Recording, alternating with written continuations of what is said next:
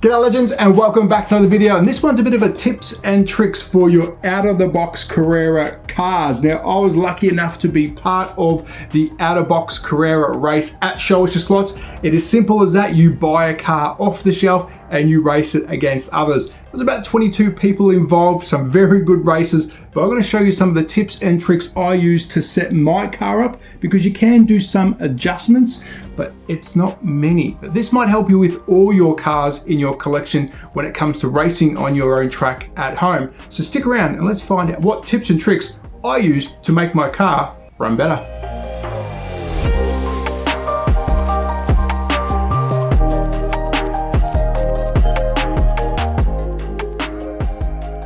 So this is the easiest part. Step number one, choose your car or choose your weapon. For me, I'm a Porsche fan. It was quite easy. I was there to have some fun, so I didn't get too technical about it. But if you do want to take it to the next level, choosing a car can make a difference. A couple of things to take note about is how tall is your car? A taller car will ride different to a car that's lower to the ground. So what I mean by that is if it's a truck, if it's a big fat Dodge, if it's something that's bigger than the normal kind of car, that may handle and perform different. How wide is your car is another thing to take note of, and of course, how long is your car? So this is quite a long car. It's not too wide, but it is very thin when it comes to the height of the car itself. So it had some things going for it. Is it the perfect race car? No, it's not, but I did like the look of it. Second thing, tire compound. Now, Carrera have two different tires that are running around on the market. Any new tooling over the last couple of years will get their synthetic rubber tire.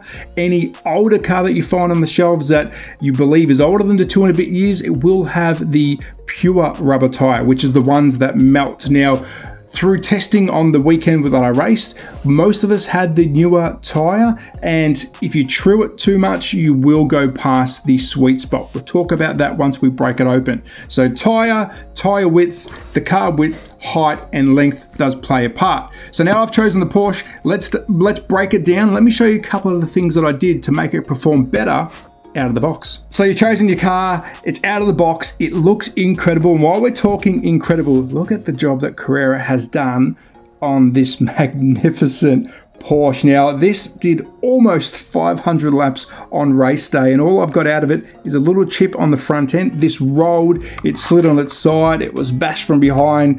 The rear spoiler is good, we've still got the exhaust, all the decals look really good.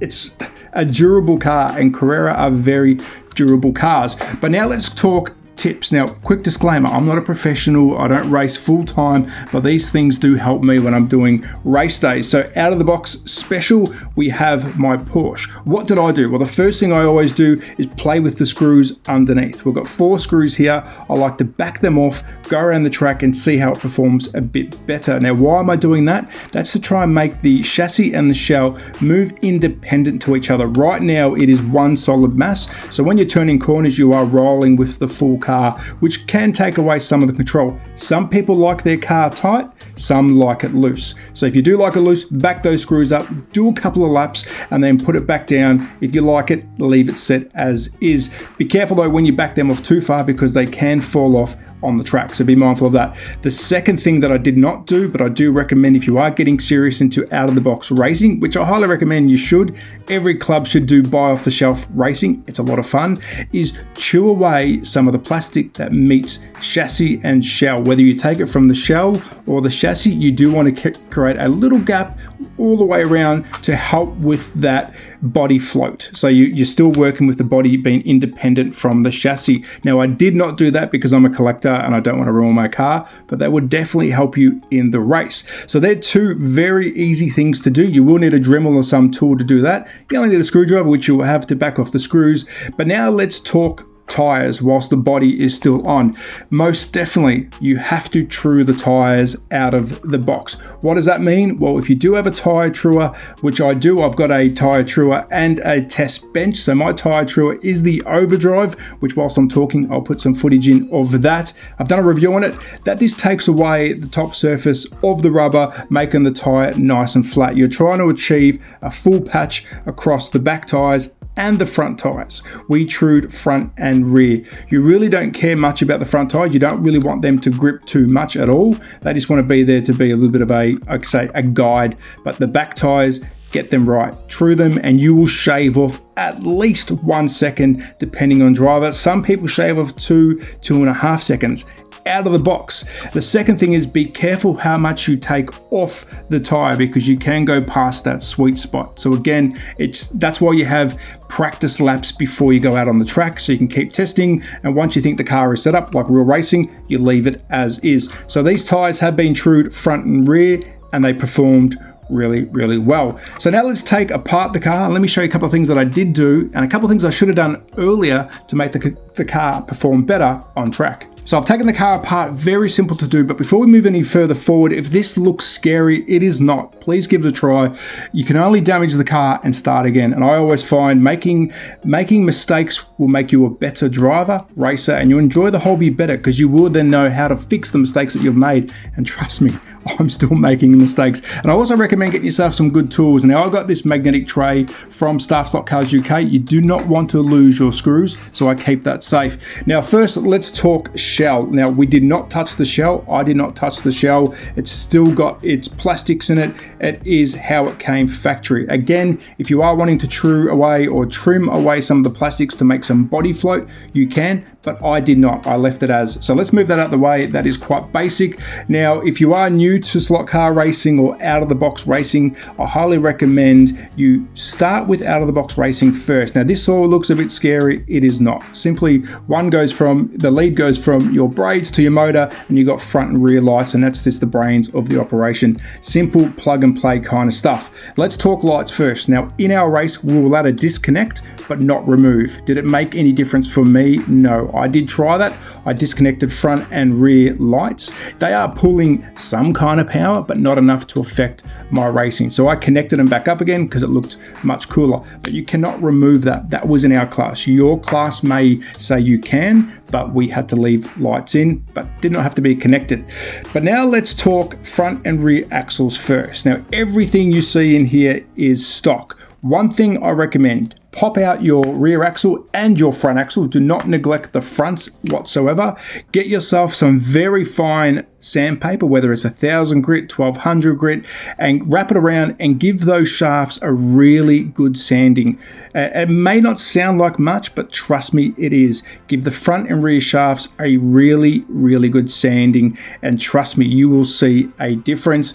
You can't really play too much when it comes with your gearing and pinion and your meshing, and you're probably thinking, what is meshing? Well, that's when your pinion and gear meet, and the meshing is how they connect in the center. Now some cars there's a little bit of play here, but there was not much we can do about that. So if you are meshing and it's grinding, you will find a simple trick, adding some gear grease into there. That will make this perform much better and sound much quieter, taking away all the friction between the two. That is something I did not do at the start because it was running fine. At the end I did that, and I tell you what, I never ran so fast during the race at all since greasing that rear gear. So out of the box, grease the rear gear. Some brands come pre-greased.